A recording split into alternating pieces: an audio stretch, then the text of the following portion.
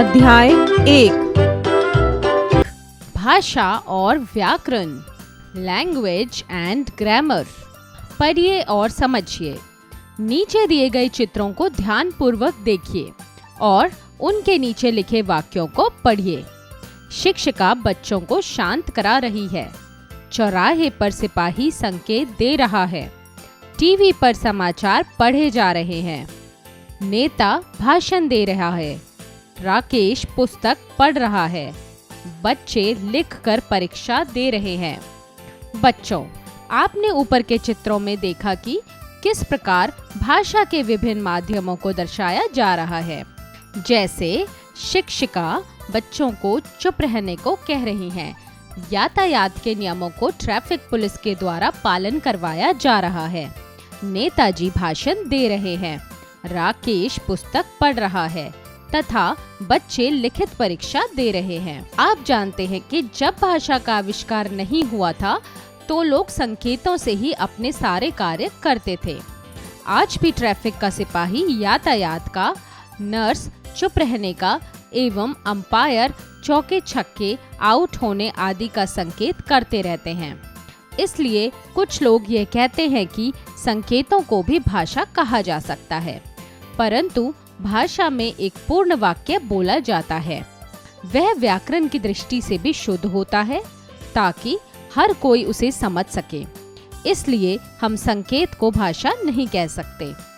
भाषा के रूप: भाषा मौखिक, सुनना, बोलना, लिखित, पढ़ना, लिखना। इस प्रकार हम कह सकते हैं कि भाषा के द्वारा हम अपने मन के भावों या विचारों को दूसरों के समक्ष व्यक्त करते हैं और दूसरों के मनोभावों को समझने व जानने का प्रयास करते हैं। भाषा के 4 कौशल होते हैं: सुनना, बोलना, पढ़ना और लिखना।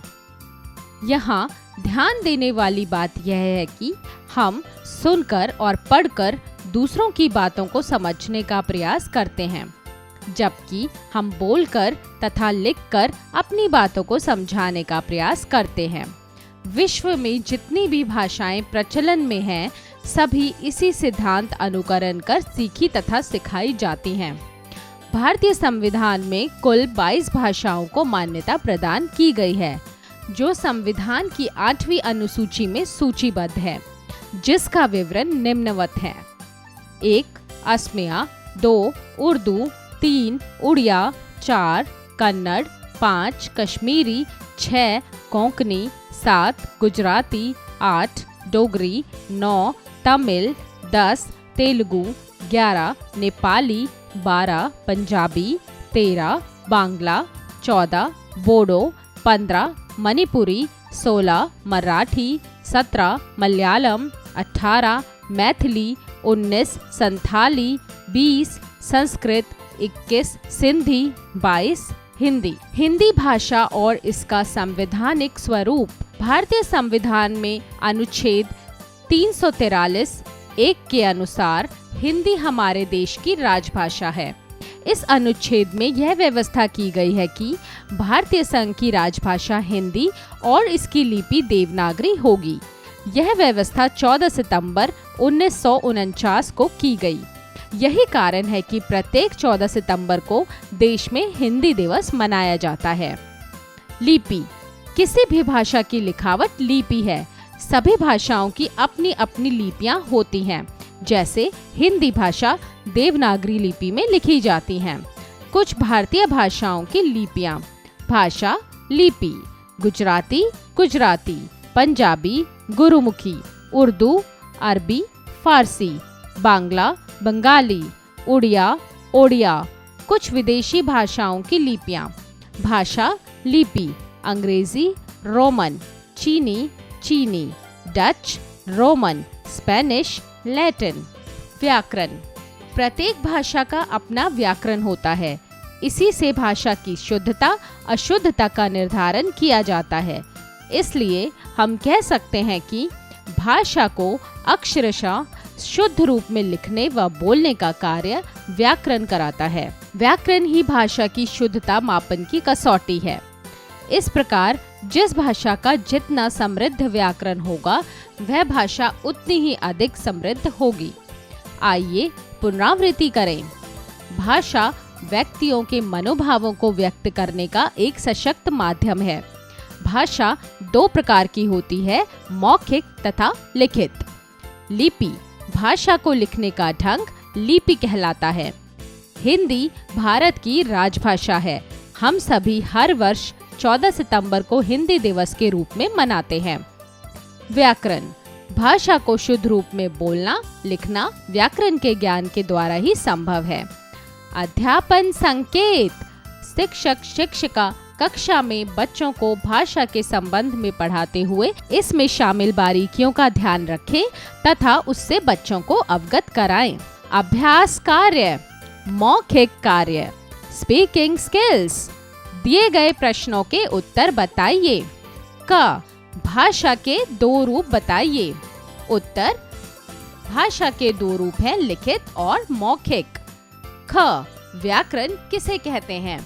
उत्तर भाषा को लिखने और बोलने के लिए हम जिस मापन की कसौटी का प्रयोग करते हैं उसे व्याकरण कहते हैं। लेखन कार्य राइटिंग स्किल्स। 1 निम्नलिखित प्रश्नों के उत्तर लिखिए। क भाषा से क्या तात्पर्य है? उत्तर भाषा व्यक्तियों के मनोभावों को व्यक्त करने का सशक्त माध्यम है। ख हिंदी भाषा के संवैधानिक स्वरूप को लिखिए। उत्तर भारतीय संविधान में अनुच्छेद 343 1 के अनुसार हिंदी हमारे देश की राष्ट्रभाषा है।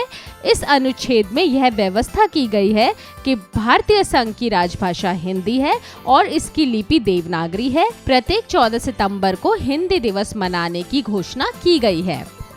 ग भाषा में लिपि का क्या महत्व है? उत्तर भाषा को लिखने का ढंग लिपि कहलाता है। 2 नीचे दिए गए चित्रों को पहचान कर उनमें प्रयुक्त भाषा के प्रकार लिखिए। 1 पढ़ना, 2 लिखना, 3 सुनना, 4 बोलना। 3 नीचे दी गई भाषाओं को उनकी लिपियों से मिलाइए।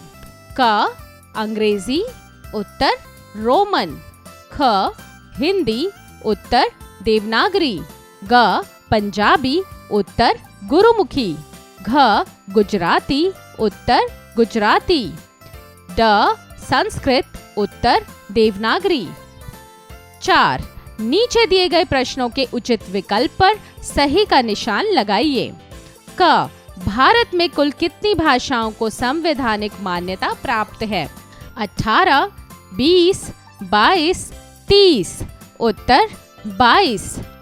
ख हिंदी दिवस कब मनाया जाता है? 30 अगस्त, 30 नवंबर, 14 अगस्त, 14 सितंबर। उत्तर 14 सितंबर।